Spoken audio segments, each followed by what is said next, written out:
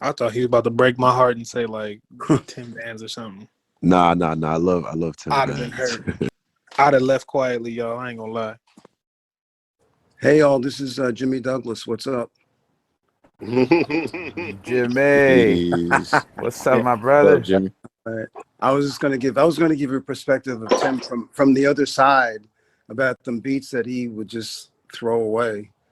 And I don't remember specifically because I mean, to all of your defenses, you're all making so many beats right now, so much music.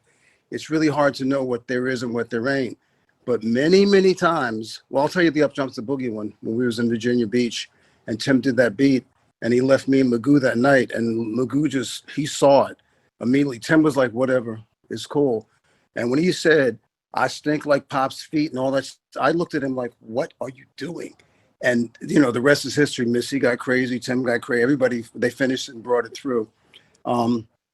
But many times Tim would be doing beats, and we were doing so many of them, 3, 4, 5 a day, and they were all good to better to whatever. And just some days Tim would say to me, he'd play something, and he goes, "What you think?" And I'd be like, "It's okay, man. I've heard other."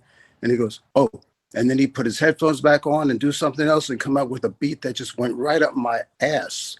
And I'd be like, "Yo, what Right. is that?" And we would have it. Then I go, "So where's that other beat that you had?" Because I wasn't saying it was bad. I was just saying maybe you could do something different or better. But he'd be like, "Oh, I erased it." I'm like, "No, no, it wasn't that bad." That's Wow.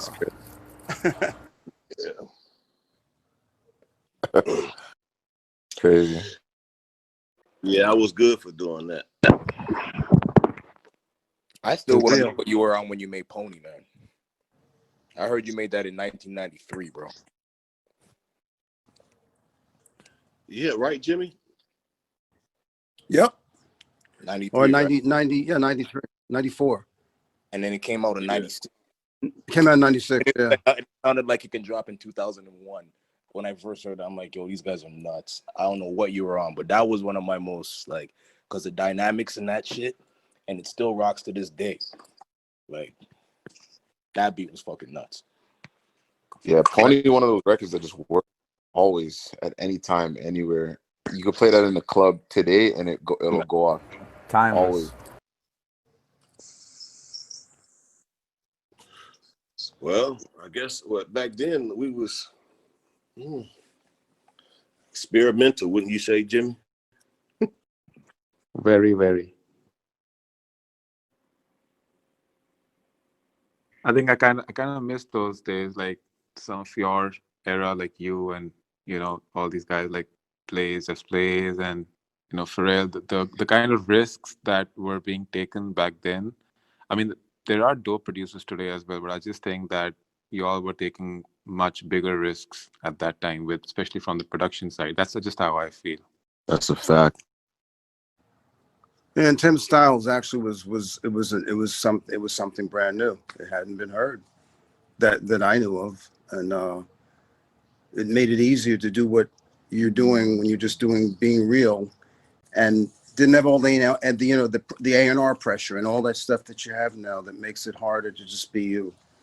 They're always Right. kind of telling you what they're trying to tell you what they need and what they want, and I'll do this and do that and do that, and all that stuff is just like this was pure like just play every day, and it just kept coming out new experimental, as he says. I didn't think it was experimental. I just thought it was just amazing.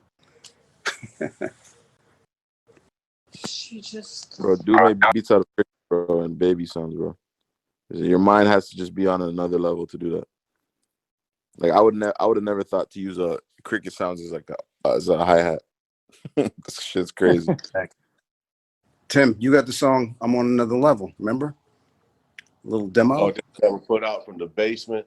The Yep, static, yep, bro. Static. You talking about static? The hook. yep. Yeah. But you were singing, but you did the hook. No, static wrote the. Oh, he wrote the. You just sang it. Yeah. Then static wrote. He came up. Me and static came up with that hook. Yeah, it was. We were doing so much music. We did about 200 joints in about a year, and I'm talking soup Hey, to Jimmy, nuts. where them reels at? Do Manhattan Center? Who said that, Tim? Yeah. Oh, Dave's got them. You said Deja line? Yeah, I think he's got them, Dave. Can he transfer him though? If we get him, can he transfer him? I'm sure we can talk him into that. Yeah. This is that day and age. Anything can be done. You're right. We need that. Like, damn. What about all like them Devontae, them reels, like the music Devontae ain't just was just doing upstairs. Yeah, no, I think he's got all that stuff, and he has it. I think I'll get a hold of him. Wow. Do you know how much music Devontae had himself too? There was a lot of music. Wow. We was making so much music, I couldn't even describe it to people, and I couldn't even describe Yeah, we what worked we were like making. It yo, was so like different. it really was a job. It really was a job. Yeah, 24/7 job, and actually didn't feel like a job because it was so different and so good and so smooth, and everybody was so talented, and everybody was contributing. It was like a dream wonderland, actually, in its own right. And mind you, we hadn't even sold anything yet. Right.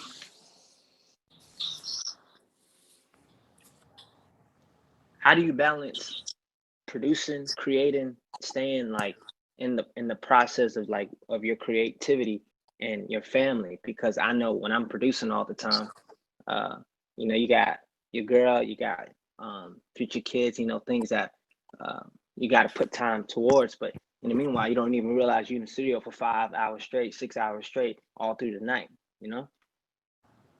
For me back then, it is almost like to be great come with great sacrifice. Amen. And Okay. I think that's the best way to say it. Like at that point, where I was at, nothing could stop me to be into what you know what I'm saying, because my dream, my vision was so vivid. Jimmy will tell you, I had the eye of the time. Nothing was getting in my way. Nothing. And I contributed Gotcha. as well. Tim, I'm going to tell this story because I always remember this story very clearly. So Tim lived in the basement of that studio, and they called it the basement, but he really lived down there. Everybody else was in an apartment somewhere. Tim stayed on that premises 24/7. And the way that it worked was basically there was Timberland, there was Static, who else? There was Daryl Pearson who made beats, Devontae, Dalvin. The house was just rolling all day long. And me, I'm up in Rochester. I live in New York City, and whoever mentioned family was very important. I ended up there a lot longer than I was told. I was said it was supposed to be 3 months, and ended up being 2 years. But Wow. somewhere in that place, I made a choice to, sacrificing the family thing. So this is where Tim comes in, and this is where he really understood me. I've been making records before I went up there for many, many years, and I was to the point of like, okay, they're records. I have the enthusiasm and stuff, but obsession's a young man's game. And I was already to the point of like, I made records, sold records. I'm like, this is cool, but it's work, like Tim said. So I worked there. I worked about 12, 14, 16 hours a day. The hotel was right next door across the street. I go for a little rest. Tim, when he needed the studio, he would sit downstairs and he could hear through the floorboards when everybody got done. And I swear to you, he'd come upstairs in his little slippers, little teddy bear slippers, and with his ASR in his arm. And he'd go, this is what happened every night about, 4 o'clock or something, or 3 o'clock. And he'd go, where you going? And I'm like, I'm going to go sleep, Tim. What do you think? And he goes, this is exactly what he did. He wouldn't say, I need to do something. He would just look at me with little teddy bear eyes and he'd go, oh. And I knew what that meant, which was like he got some heat and he wants to put it down, but he didn't dare encroach upon my own freedom. And so every time he would do that, I'd think, okay, Jimmy, what are you doing? You're up in the middle of Rochester. You're in the middle of nowhere. Why are you here? Because you want to get this done and get the hell out of here. You know what? Just stay. And that's what we kind of did that same routine every day. Never got no sleep. And Tim was perfect for that. Thank you, Tim. Yeah. Oh, that's right. I would. That's right. Like I was on I was wake up in the middle of the night because I know. Yeah, I always wanted the studio. I knew Devontae on in that, so I said, let me get everything done right now. We would Fuck grind. sleep. Yeah, Straight up. he was grinding. All right, I have a question.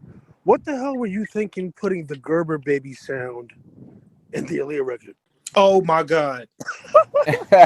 Is it the Gerber Yeah. baby? Is it? I know where it's from. Yeah, It's the Gerber baby from the commercials. Yeah. Mm-hmm. You Well, sure? I grew up on nothing but TV. Because last time I checked, it was on. Well, I'm not even gonna say. I don't know if I should even say, but it was by a certain artist that we're. well, anyway, it was just because it was just really to replace a hi-hat. Wow. That was really it. Was it a? I'm assuming from the placement. I guess it was an open hi hat. Like a rhythm, like the baby just it was like a Gotcha. rhythm, like gave it like a bounce. I thought it gave it a bounce. And with the open with the beat, like it made it it made it, if you listen to that bounce, like that's a bounce to me. Got you. That and the dinosaur. I won't say that one any further, but the dinosaur was crazy too. The dinosaur, you mean on what song? On Genuine? I thought it was on the Missy record. Wasn't that on Socket? It wasn't Socket to me. I thought it was Missy too. Yeah, I think it's a Missy record. You talking about Socket to me just had brass sound. Maybe it wasn't Socket to me, but I remember around that same era, there was a record that had a well-known dinosaur sound. The roar. And I thought it was Missy. Maybe it wasn't. I think that might be Genuine. It's like towards the end of a Genuine record because it just like break down. Possibly. Mm-hmm. And if you talking about Genuine, that was Godzilla. Right. I didn't want to say. Okay. That's why I just said. Oh, yeah, that was Godzilla. That's crazy. I just didn't want to call it out. But just the fact that you were inserting all these seemingly random sounds that I grew up on, but just somehow making them percussive parts of the beats was amazing to me always as a kid. Well, sure, I wasn't a kid, but as a teenager, that shit always used to blow my mind. You said what? No, I'm just saying, as when you were first coming up, at that point, when you were really starting to make your mark, I think the thing that used to get me the most was the fact that you were using all these sounds that I grew up on, but just nobody would ever think to use them in a rhythmic space. Yeah, like I always heard those things as rhythm. So I was always try to mix that in with what I would do manually. You know what I'm saying? Right. Without being in my head.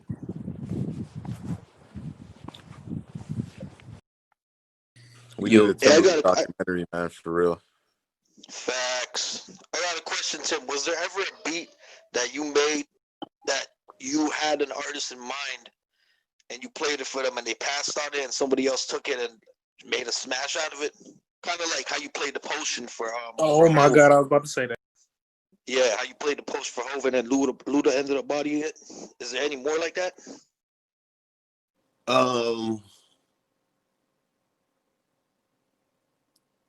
No, because they kind of got they all came out. It was only that. It was only that one, because and the reason why Jay, it was just different. Like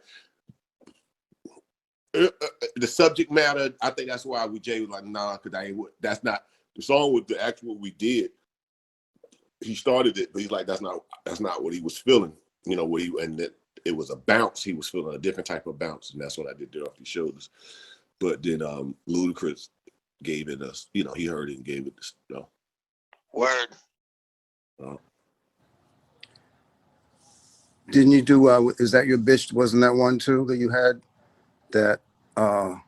Yeah, I think it was something. It was something that supposed to went on something with Bad Boy, but that's right. I think it was Sitting, and then Jay heard it And Jay got on that one. That's your chick. Yeah. That's another classic. Yeah. Yo, Tim, this is Mike Lowry. What made you like kind of stop programming drums and just create the junkyard sound? Just just experimenting with different. What would you do if, like, if you didn't have a computer? How would you get that rhythm out your head? How would you make beats? And I felt like, take what's around you to get, let me take what's around me and see what happened, because it all started from beating at a lunchroom table. You know what I'm saying? So let's go back to beating at a lunchroom table, and that's what made me start the junkyard kind of style, because I felt like it gave it a swing that machine couldn't. Human swing versus machine. If you mix the two, I thought it would be incredible, and it came out incredible. There you have Give It To Me with the junkyard kind of sound. That record had it. A couple of records on that Shock Value had the junkyard sound. Promiscuous Girl had it.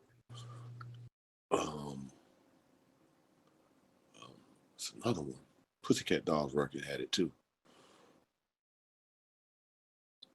Because I felt like it was like, that sound was like just being in the moment of just being free. You just doing the beats in your head, and you got all the utensils right there. You can mic them up, and get something different. If you And do it so right, you were bringing drums back. Experiment. You were bringing drums back from different countries. Yeah. I had brought little keyboards like a Mellotron and certain little synth stuff, but like Ford's like drum kicks and little sounds, just little percussion stuff I would bring back. Nothing like big. Only thing was big was like the equipment for it, like the Mellotrons and some of the keyboards that Japan had that America didn't have yet. Had to get the adapter, make sure the power was right, some things like that.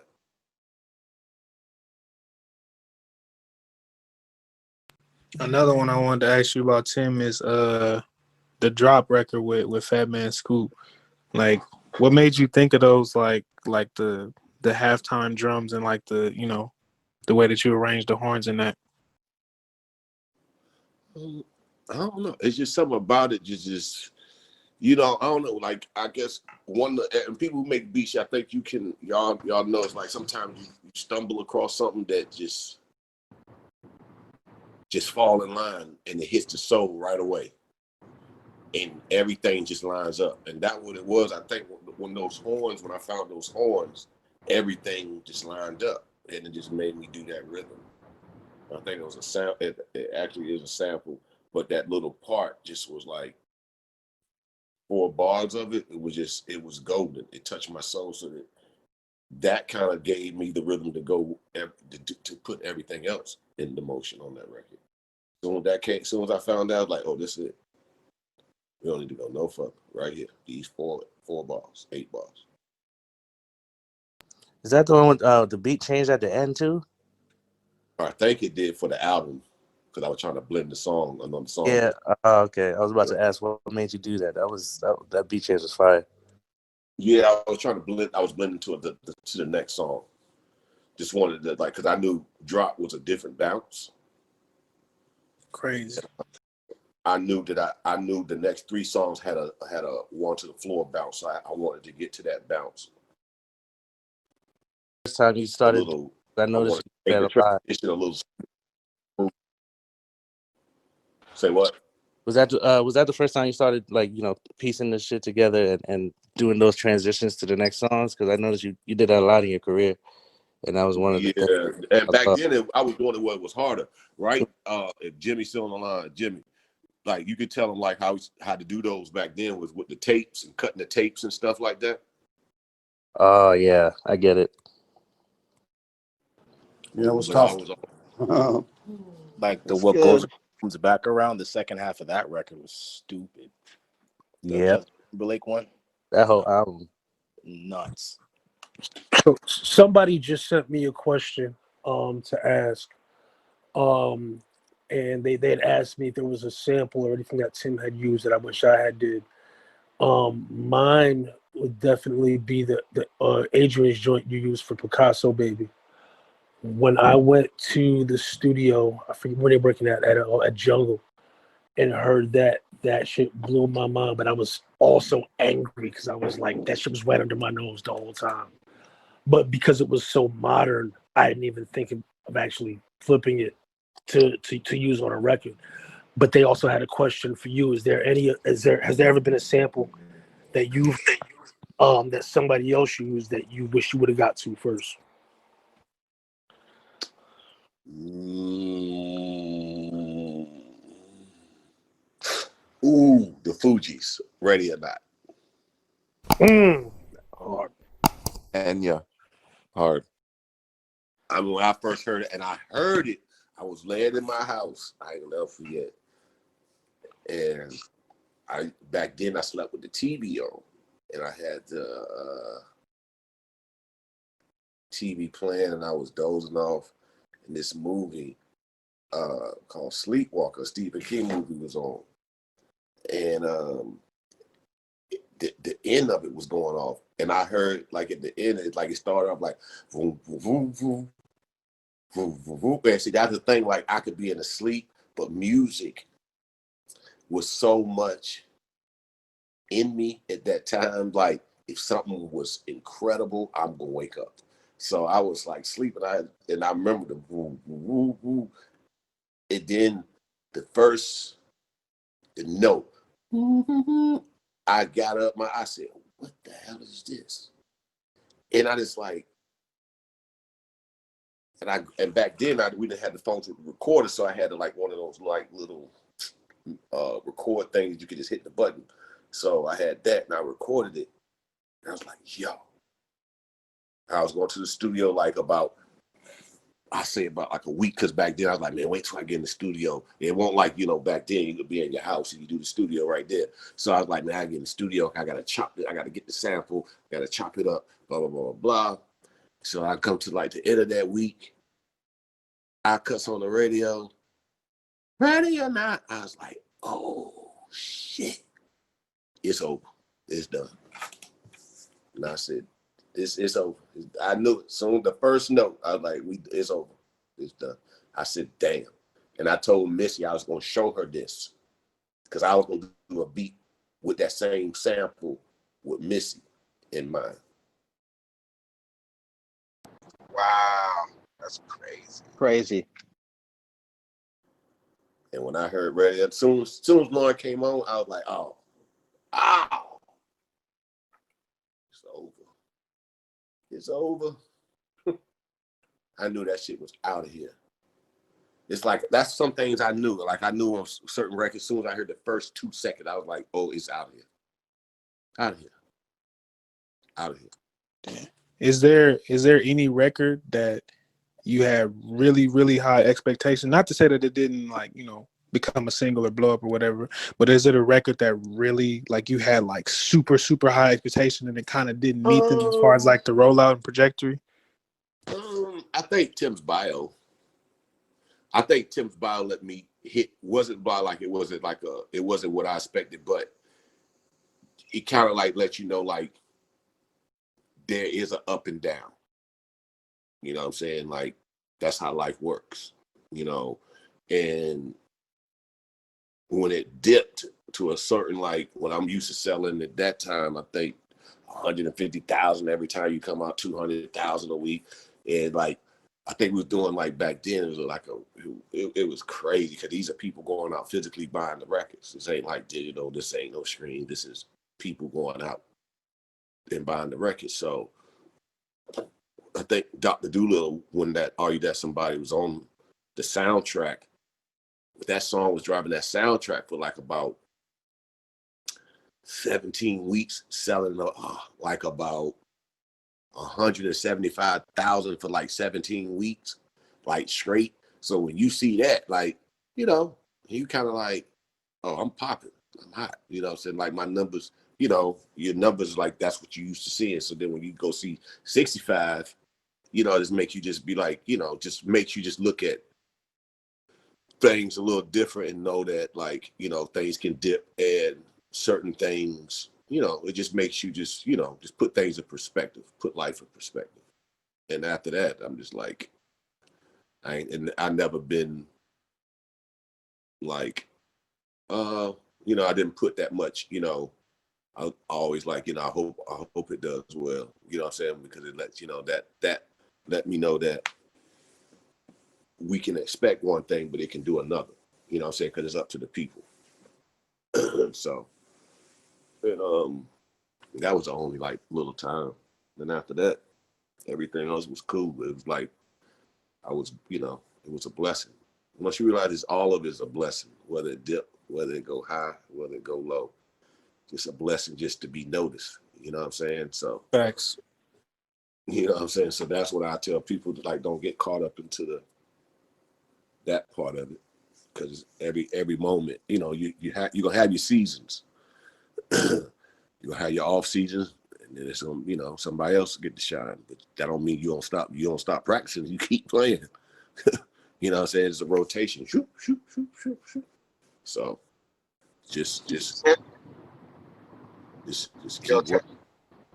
I got Yeah. a question, bro. Because I know you was around with for Bryson, right? What was the story behind that? Because I know you kind of like took over the whole Trap Soul joint, which was fire, by the way. But how did y'all end up linking up? Well, Bryson, my man, brought me Bryson. Richie Got you. brought me Bryson, and at that time, I was really I was heavy invested in the Tink. You know what I'm saying, at that time, and that was kind of like a crazy period of in my life personally. Like I was going through some different things, so I won't really like focus like that. But I knew Bryson was a star. You know what I'm saying, and I just didn't know at that time because I think I was dealing with some other stuff. And then that's when, when your mind is cloudy, you can't make right decisions. So, you know, I was blessed to be a part of that. But, I saw him early, way early.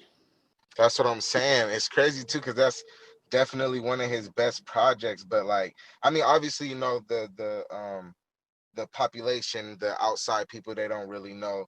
But like, I know you're responsible. I just want to give you your flowers while you're here. You know what I mean? And you are a goat, bro. And I love the fact that you love God a lot, especially the fact that you are who you are. You know what I'm saying? But you always talk about God, and I know God is giving you a gift. But I'm just grateful that you know that. You know what I'm saying? So I just wanted to give you that real quick, brother. Oh yeah, man, you always gotta give God props. Okay, because you will. This music business, it'll eat you up. You gotta keep God first. Facts. 100.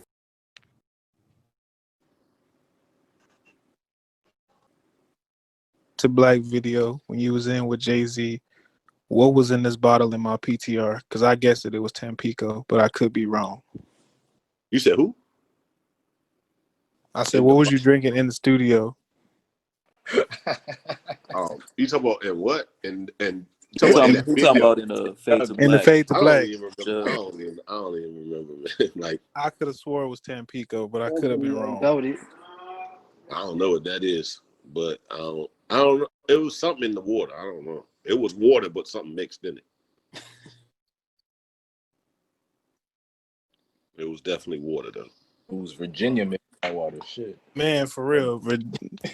There was Chemical X, bro. I'm telling y'all. Bounce. Man, yo, Tim, since you here, I'm curious, bro. So when everything started happening, bro, what was your pub situations like? Like, because I remember I was watching a video and you said something like, I never take big pub deals. I always take small ones like 150 because I don't want to you were saying something about that. You know which one I'm talking about? Where you're talking about you only take small publishing deals at a time? Yeah, because you just bet on yourself. Shit, you know what I'm saying? It's like you can just move it around because you I don't know. Back then it was different. So back then it Right. was like it was a little bit more calculated. You know what I'm saying? Like, and you could do that because you know, like, okay, let me just take a little bit because I know I'm about to do this album. See, I was doing albums. It won't like it's different now. Streams is way different. Back then it was record hard sales. You know what I'm saying? So you can kind of do the trajectory of what was going to go, and because like when an artist built the fan base, there was either they was growing, and you know we was all a team, and everybody had their team. You know, and Just could speak for this. Is Jay know how to go grab the best team. He know he was a goddamn Tom Brady. He knew how to go grab the great linebackers, blah blah blah, to make him great. And back then in the '90s, that's what it was. It was like people invested in their music back then. You know what I'm saying? The artists really invested, so it would allow us producers to really uh to really like, you know what I'm saying, to do your business right. You get what I'm saying? Like it really allow you to get your business right. You know, when the artists care about their music like that. So your pub deal can be phenomenal. You know what I'm saying? You take small ones, take little ones, because you know you about to do this other album, and next thing you know, like if you about to do, if Jay said y'all want to start working on Fade to Black, you already know what Jay gonna do. You already know because it's Jay-Z. Like it's like back then, it's like you just know. Like you knows 500 the first week. So you know you want to have at least 7 or 8 or 5 songs, because now when you go to your publisher, it's like they looking at all that, and you got this, and it's like you got the majority of the work. You know what I'm saying? Like it was a different thing. It was a different talk. Versus now, you know, it's kind of like I don't know if it's more or if it's less. I think it's, so you know, it could be more in favor a little bit. This time is different. I don't know. I just know like back then versus today, I don't know how I would view a pub deal. You know what I'm saying? Because I don't play in the game. Like I dib or dab, you know what I'm saying? But I'm not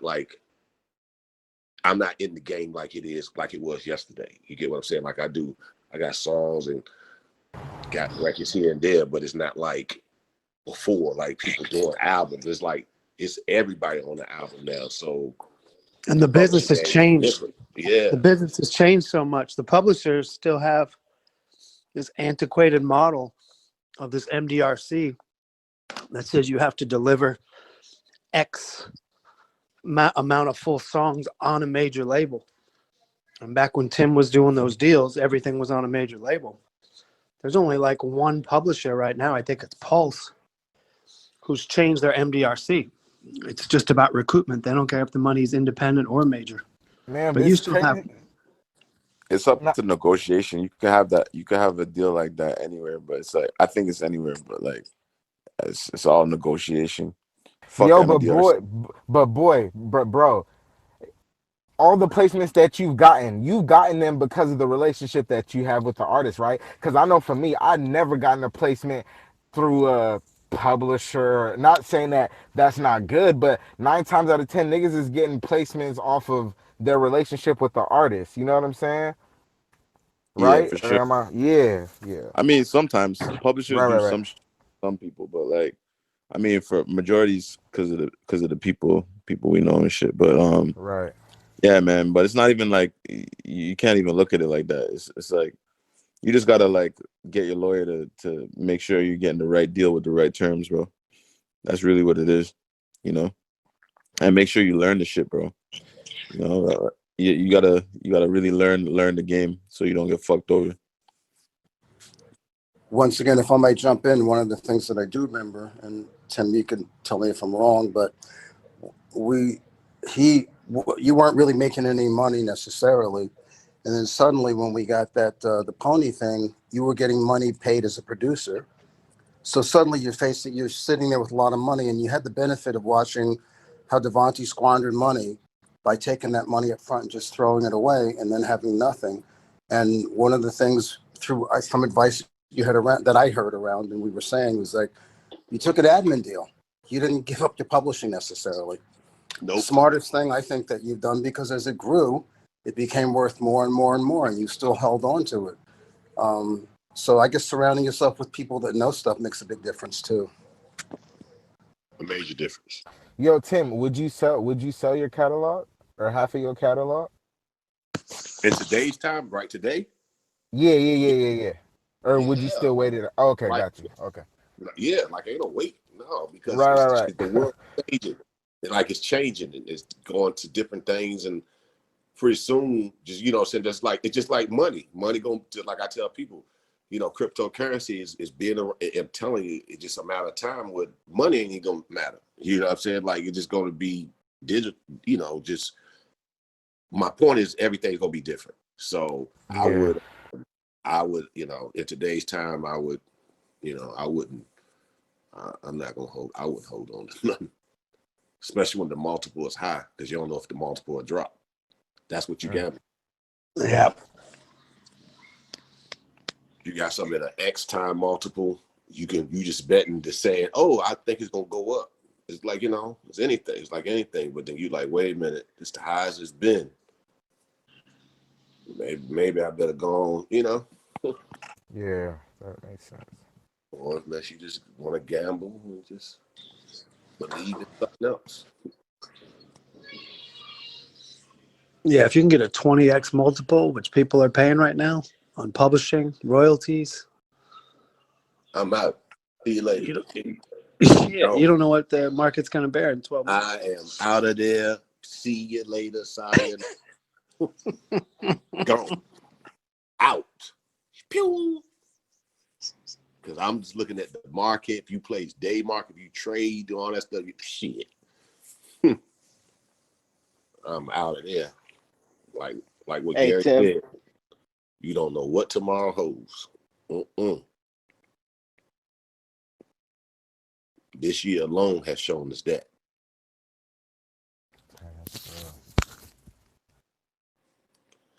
What once was is not there no more. We have to get things gonna be different. Look how we communicating. Yeah, it's different. We are on the phone talking to each other. Talking, nigga. Think about it. That's one of the things that I always say is the most ironic thing about this app is that we spent so much time as a society developing technology ways to get away from doing exactly what we are doing right now. Amen. Thank you, Jeff. Thank you. You know, And we all of us in here, this is what we love because we really geeks for this. right, like we spent so much time. It was instant messaging, text messaging, MMS, Twitter, MySpace, Friendster, whatever. We spent years and billions of dollars like trying to figure out how to get away from that. And the hottest thing in the world right now is based on the fact that we can do nothing but talk to each other.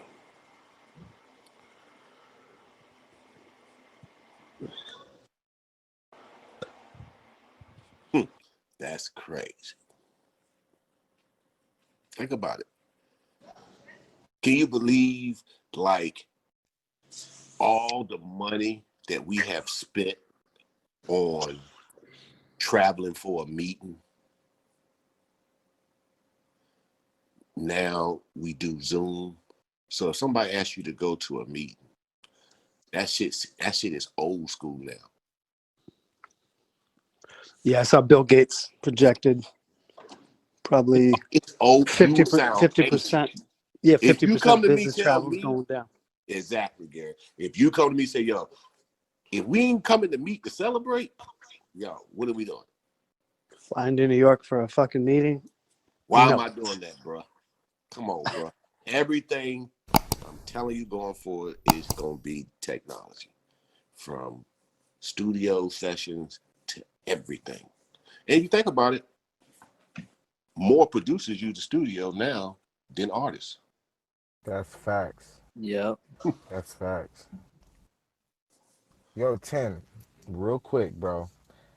could we get, well, not new producers, but could we get like the younger producers that got like about 20 hits on verses, or are y'all still just Yeah, sticking no, with the we classic? going back. We going back to the creators. We going back to that.